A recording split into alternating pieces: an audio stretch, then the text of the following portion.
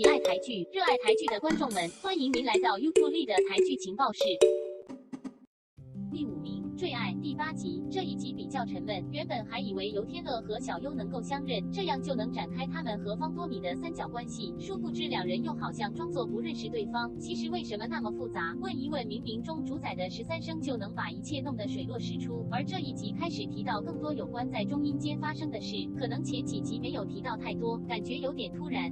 第4名，跟鲨鱼接吻。第9集，杜艾莎当着妹姐和媒体面前提出辞职，听起来真的有点夸张，小编可能孤陋寡闻，但看过那么多新闻，真的还没听过某某公司高层在公开场合毫无预警突然要辞职，这有点说不过去。不过这一集也开始看到小安开始要逆袭，把艾莎以前有的地位、权力通通都要拿到手上。不过当他听到艾莎在医院时，又显得非常在乎，满怀野心的人的心机真的很难触摸。第3名，复活。第1集，整个故事真的非常超自然。接下来请抛开常理来继续看下去。不过有一点很奇怪的，为什么毕克威在还没有知道程又宽的身份前，会愿意那么义无反顾和不假思索的帮他去找他所说在梦境里出现过会死的人？如果是正常人，听到有人说他梦过的人都会死，这真的是很ridiculous。正如陈玉茹跟李子维说自己从2019年穿越去1998年一样。不过撇开这一点，这一集节奏还算明快，大多数的人物关系也透露出来了。而那个疑似杀人犯、纵火犯张志忠是不是跟程又宽和毕克威的命运有关？为什么张志忠看到毕克威就显得那么害怕？这或许是下集的关键。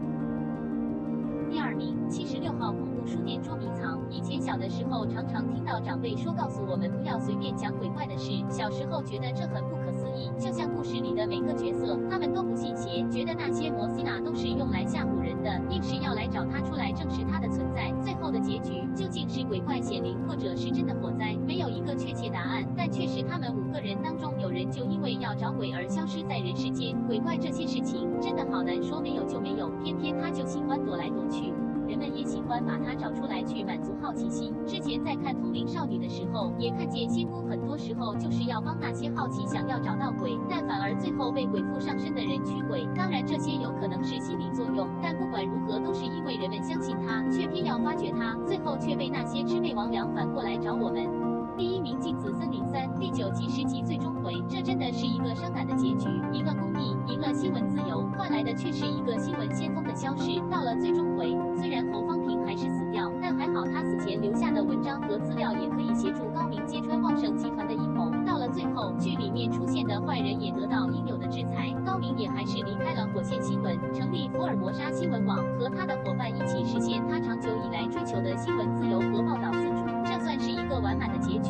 3季就这样过去了。新闻自由是这部戏一直的主轴，在我们看来这好像是与生俱来的，但可惜新闻自由还是岌岌可危。大家也是从党国年代一言独尊不容易接的年代走过来，好不容易才开始迎接百花齐放的光辉岁月。但现在媒体收取财团甚至是大陆政府的资金的新闻却屡见不鲜，这不禁让我们担心，往后的日子中立且客观的报道会不会越来越少？如果能在错误、遗憾前把它修正，那我们的基本权利就能够继续得到保障。而往往我们一提到记者都是什么少时不读书、长大当记者这些刻板形象。然而镜子森林告诉我们，这个社会需要好记者，但可惜尽管有好记者，大环境下却因为财团、政客、黑道等等的因素，被迫向现实妥协，就像第2季里所呈现的状况。希望看完这部戏剧过后，社会大众也会对新闻人的处境有所关注吧。综合来看，这就是本周的戏剧排名，看来最爱开始走下坡，如果情况还是这样，小编有机会弃剧不看哦。而4月4日周6 9点在公视将会播出全新戏剧《妖怪人间》，由石之田、陈以文、连俞涵主演。内容大概是讲述特殊著名协调处理的同事如何处理跟妖怪和平相处的问题。这个天马行空的故事也很创新。我们生活在许多民间传说的年代，但从未想过应该要从他们的角度出发。如果我们相信妖怪是存在这世界上的，那就跟他好好相处，不要让他随便出来攻击人类。但万一他失控，应该怎么办？而这些特殊著名背后对人类又有什么看法？拭目而待吧，小编会给他9分。最后，请各位朋友到我们的粉丝专页按个赞支持一下我们的频道，也欢迎大家留下意见当温哦。